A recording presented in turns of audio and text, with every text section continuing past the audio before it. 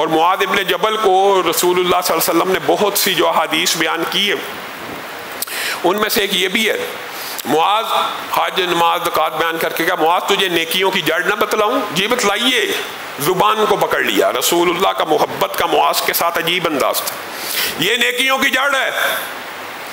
اور اگر آپ غور کریں روزے کے علاوہ اور مالی قربانیوں کے علاوہ جتنی عبادات ہیں سب میں اللہ کا ذکر موجود ہے۔ نماز اللہ کے ذکر کا نام ہے، حج اللہ کے ذکر کا نام ہے۔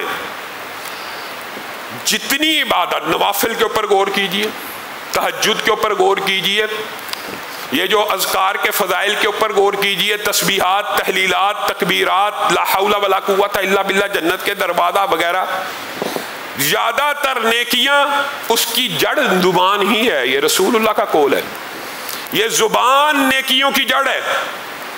تو یہاں سے ایک بات معاذ ابن جبل نے بھی اخذ کی اور آپ کو بھی سمجھ آنی چاہیے۔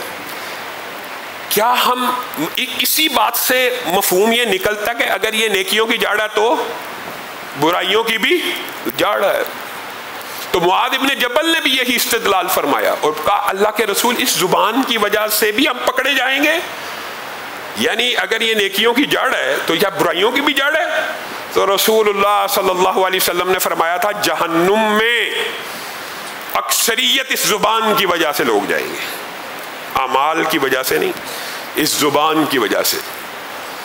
اب آپ غور کیجئے، نیکیوں کی تو اقسام ہلکی سی آپ کے سامنے بتا دی، اور برائیوں کی اقسام جھوٹ، غیبت، چگلی، نمیمہ، گالی، تانا، لان تان، جھوٹی گواہی، بد عہدی، امانتوں میں خیانت، وعدہ خلافی، لڑائی جھگڑا، معاشرے کی ذرا برائیاں لے کے آئیے، ساری برائیاں زبان کی بنیاد پہ ہو رہی۔